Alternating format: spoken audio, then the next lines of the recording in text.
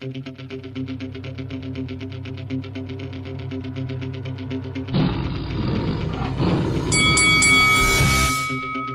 up, this your boy Roy Jones Jr. and you're watching Lights Out. This is Faisal for Lights Out, proudly sponsored by Spartans Law. We're here at the at the Box Park Arena in Wembley. And I'm delighted to be joined by Sky Sports' Matthew Macklin. Matthew, good afternoon, how are you doing? Yeah, good. Enjoying the press conference and get you excited for the fights now on Saturday. I was saying to Johnny earlier on, it's kind of like a second home now for Sky Sports, is the Box Park Arena and the SSE Arena. And we've got a good show to look forward to on Saturday night. We've got a title fight. We've also got the midnight train, Richard Riakpo, once again headlining the show against Fabio Turchi. Matthew, how far off is Richard from challenging for a world title in your opinion? I don't think he's a million miles away. I think he's there or thereabouts. But there's no rush either. You want to make that fight for him when you believe that he's got a very good chance of winning it. You look at the champions. Could he beat those guys? Maybe a couple of fights off. So look, he's got that power.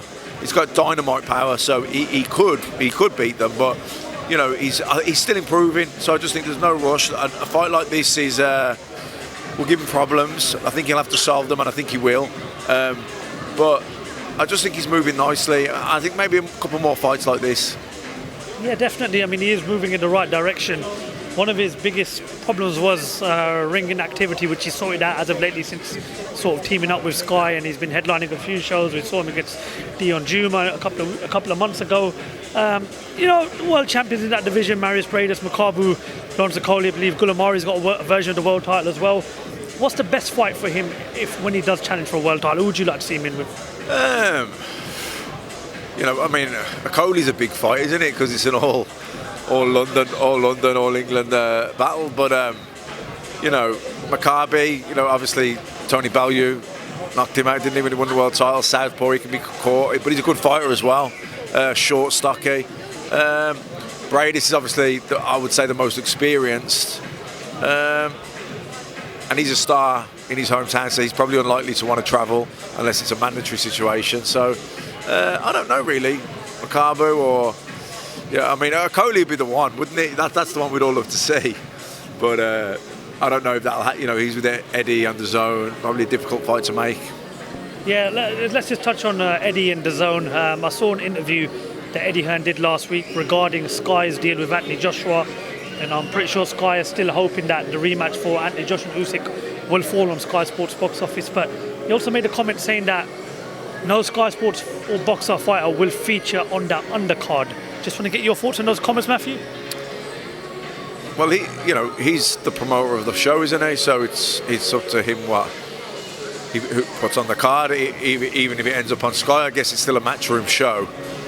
So I would imagine he would have full say on what the card is. I don't know the ins and outs. I don't know what the specific details are. I don't know what decision has been made with that yet, so I couldn't really comment. I mean, obviously lately there's been I wouldn't say a bit of needle, but there's been a bit of back and forth between Eddie, Adam, Ben, and Eddie saying that he was disappointed that Sky didn't get involved in Katie Taylor versus Amanda Serrano. You guys had a great relationship with Eddie Hearn throughout many years. You put on great shows, great fights. Is it kind of disappointing with how things have been a bit lately, with comments regarding you guys not getting involved in the Taylor Serrano whole show up in New York? Well, listen, divorces are messy, aren't they? I wouldn't know. People get married and have great years together, and then it gets bitter and sour, and obviously that's. I'm saying that as a joke. This is business, and there's something you're not telling me here, man. This is business, but so it's not as emotional, but it's. But look, people build friendships within business, and you have 10, 12 great years together, great highs, great lows. Everyone makes money. You break barriers. You do things, and when the relationship ends, one or two both can feel a bit disappointed, or maybe they go on to something better, and maybe they felt the other one should still behave a certain way and they get disappointed. But ultimately, Eddie's gone over with the zone. That's who he's got his partnership with, and Sky have got to build their stars that are on their platform now. So it is what it is. because of obviously the great relationship Eddie and you guys had when you were working together, did you not maybe think that it'd be a lot more easier to work with Eddie in the future? Perhaps, let's say, I don't know, an Akoli versus Riakporhe fight came along, it'd be easy to make because of the relationship you guys had with Eddie. Yeah, I don't think Eddie is a difficult person to sit down and do a deal with anyway. You know what I mean? Even when he was, you know, he got in the middle and made fights between people where they couldn't get made, like Quick and Frampton. You know, before that fight couldn't get made, but Eddie got that fight made in the end. And you know, I think Eddie's. You can sit down and do a deal with Eddie. I don't think he's difficult to deal with. But he's got his obligations to the zone now, not with Sky. You know, and Sky have got their obligations now. They're in partnership with Boxer and overseas with Top Rank. So, you know, things move on, and you form different partnerships, and that doesn't mean you can't still do business outside of it. But you know, there's no. The deal's the deal, and when the relationship's over, it's over. No one owes anyone because of past things. We had great times, and now we'll sit down and do a separate deal. But you don't owe me from before. Do you know what I mean? Well put, Matthew. Right, let's just talk a bit about a few announcements regarding last week. Start off with what's linked with Sky Sports and Boxer. July 2nd in Manchester, Ben Whittaker's professional debut, but also a huge fight in the heavyweight division, Hughie Fury versus Michael Hunter. Thoughts on the fight? It's a tough fight for Hughie Fury. I think Michael Hunter is someone that, you know, he was disappointed. He lost that fight. Was it his last fight, the one before? I think he come back with a win since, because he was. I thought he should have fought Filip Hrgovic. You know, he was mandatory, wasn't he? It was mandated for the IBF, and I think he should have took that fight. I think it would have been a hard fight, but I think Michael Hunter's a hard fight for anyone. You know, I thought he beat Povetkin. Really, the only loss was Usyk up until recently, and I think he was one of those guys that people underestimated him, but he had the fight in him. You know, he was a difficult man to beat. Probably a blown up cruiserweight, but a good, really good fighter. And I don't know where his head's at now. I don't know. Maybe he's lost his moment. You know, maybe he's gone off the boil, because that was a really surprising defeat he had a while back. Hughie Fury, again, he's had his couple of losses, but no shame in any of the ones he has lost. He was young, he was learning. He's awkward, Hughie Fury, tall. I don't know. That could be a scrappy fight, and it could be a great fight. Who knows? But it's a tough one to pick. When you talk about those losses, I think he gains a lot of experience from those defeats. Yeah, Parker, I do. Hughie Fury, definitely. Oh, without a doubt, I wouldn't. Povetkin as well. Yeah. I wouldn't count any of those losses against him as negatives. I think he was young and he acquitted himself well in them, and he didn't win them, but he'll have learned a lot from them, and he'll have improved from them, definitely. You know, how old's Hughie Fury now? He's still young. He's got, yeah, definitely. And look, maybe Michael Hunter's just lost the motivation now. Maybe he's not old by any means, but maybe he doesn't quite. You know, maybe he's just lost the motivation a little bit. Maybe he's just gone off the boil a bit, because I was surprised he lost that fight that he lost. Another announcement last week, Anthony Joshua is going to be teaming up with Robert Garcia. Now, throughout the last few months, there's been a lot of speculation surrounding AJ's next move in terms of who he's going to have in camp with him in the build-up to the rematch with Alexander Usyk. But we do understand it is going to be Robert Garcia. I don't know what that means for Robert McCracken, whether he'll still play a part in it. But what will Robert Garcia look to bring different to the table with Anthony Joshua? Well, I don't know if Robert McCracken is still a part of it. My understanding was he wasn't, and I thought he was with Hernandez. We were seeing if he was going to bring someone else on board or not. But I think he could have done a lot worse than Robert Garcia. Robert Garcia, I think, for the way he probably needs to approach the fight, tactically, game plan wise, I think Garcia will be a good man to be having his corner. Also very, very experienced, been around some big fights, been around guys that have lost and had to have comeback fights. So I think that's a sensible move. What's your gut feeling about the rematch? Do you believe Anthony Joshua will come out on top and become a three-time heavyweight champion of the world? I mean, he could do. I mean, he can't stand back and try and box with Usyk like he did last time. I don't think. If he does that, I think he gets stopped.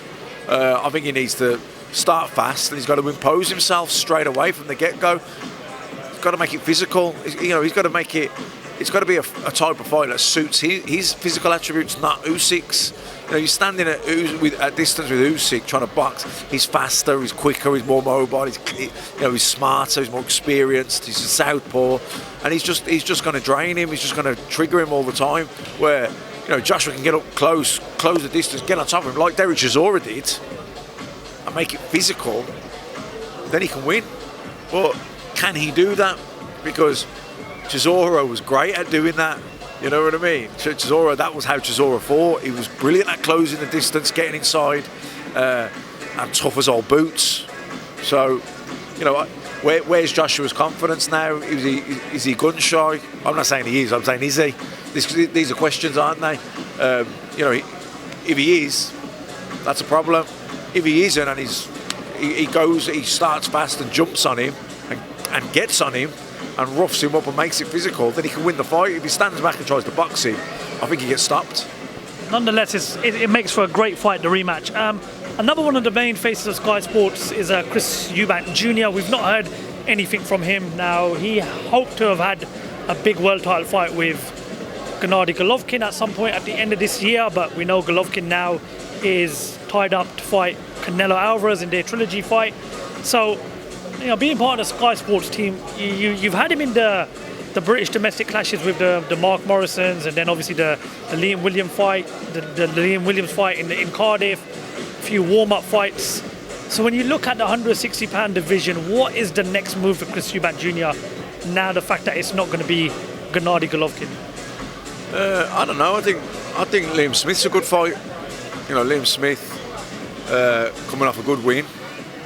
Sorry to mention that Kell Brooks retired as well, so that fight definitely doesn't happen. Yeah. I mean, Liam Smith. I think if you look at the top guys around in the UK, that fights that could potentially be made. Liam Smith, I think, is the best fight there that could be made with him. Fought Canelo, Munguia. Great fighter, proven. Got robbed out in Russia. Great win against Jesse Vargas. So I think that would be the fight I would try to make if I could make one fight for Eubank and for Liam Smith. That's a good fight, that is. What about one of the Charlo brothers, or perhaps that rematch with Billy Joe Saunders? Are these still fights you'd like to see? Yeah, maybe the Charlo. Yeah, if you could get the Charlo fight for a world title, definitely. I was just thinking domestically, really. I was thinking over here. But yeah, if you can get that fight with Charlo, get a world title shot, that's the fight you should go for. Okay, before I let you go, just want to get your thoughts on Devin Haney's win against George Kambosos Jr. And when you look at that division, so many options out there. Garcia, Tank Davis, Lomachenko. We don't know what Teofimo Lopez's future is going to be in that division, but there's still great fights out there. What's the next big fight for Devin Haney? What's the fight you'd like to see him in? Any of them. Matthew, you got to pick one. Come on. I'd love to see him and Ryan Garcia because they've got history, and that's a pick and fight. I think. I don't know. Garcia's probably faster, or just as fast. I'd say definitely hits harder. Is he as good though as a boxer? Is he as smart? Don't know. Maybe not. But that's a good fight, that is. They're both. Any of those fights in the lightweight division, I'm picking that one because you're making me pick one. But any of them. Fair enough. Well, Matthew, listen, thank you very much for your time. A pleasure as always speaking to you, and we look forward to catching up with you on Fight Night. All right, cheers.